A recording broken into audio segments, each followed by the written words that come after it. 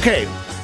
New York Times reporter, 6-minute, 5-minute video, whatever it is, complaining and whining about proposed cuts to their pension plan, which is what people all over the country, all over the world are dealing with right now. And maybe if they hadn't worked so hard getting Obama elected, maybe the economy would have grown, maybe there would be some prosperity going on, and maybe the Times stock price wouldn't be falling, and maybe they wouldn't have to be renegotiating the deal. But here it is one more time.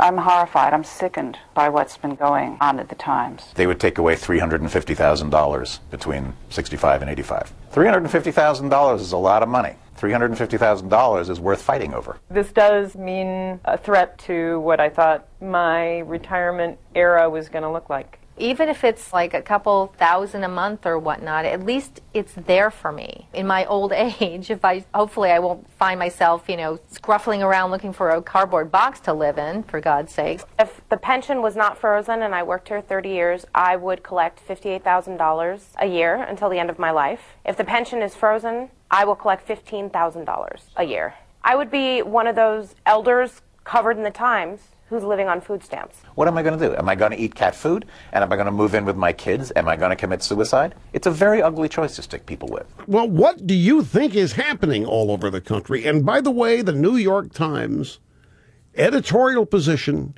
is to rip companies and cities and states that are doing just exactly what the New York Times is. I find this delectable. Michael Barone, interesting piece, somewhat related. Liberal nostalgics don't understand the jobs of the future. Michael Barone. I don't know how many times I've seen liberal commentators look back with nostalgia to the days when a young man fresh out of high school or military service could get a well-paying job on an assembly line at a unionized auto factory that could carry him through a comfortable retirement. As it happens, I grew up in Detroit. For a time, I lived next door to factory workers, and I know something that's eluded the liberal nostalgics, which is that people hated those jobs.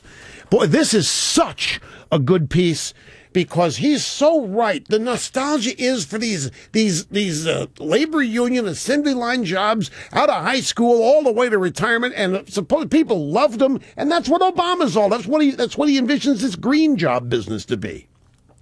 The assembly line work was boring and repetitive, and that's because management imbibed Frederick W. Taylor's theories that workers were stupid and couldn't be trusted with any initiative.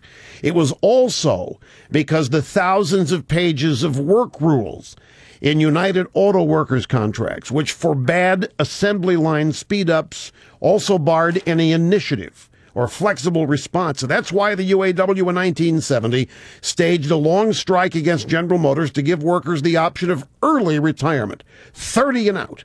All those guys who had gotten assembly line jobs at 18 or 21 could quit at 48 or 51. The only problem was that when they retired, they lost their health insurance. So the UAW got the Detroit 3 automakers to pay for generous retiree health benefits that covered elective medical and dental procedures with little or no co-payments for the rest of their lives.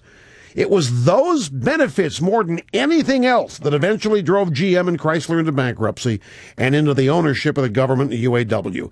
The liberal nostalgics would love to see an economy that gives low-skill high school graduates similar opportunities. That's what Obama seems to be envisioning when he talks about hundreds of thousands of green jobs. Folks, this is so good.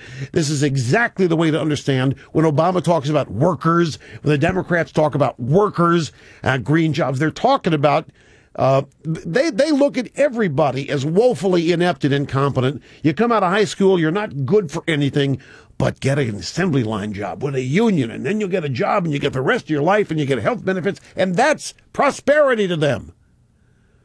That's as much as most people should hope for. That's one of the things that so offends me about liberalism is how limiting it is.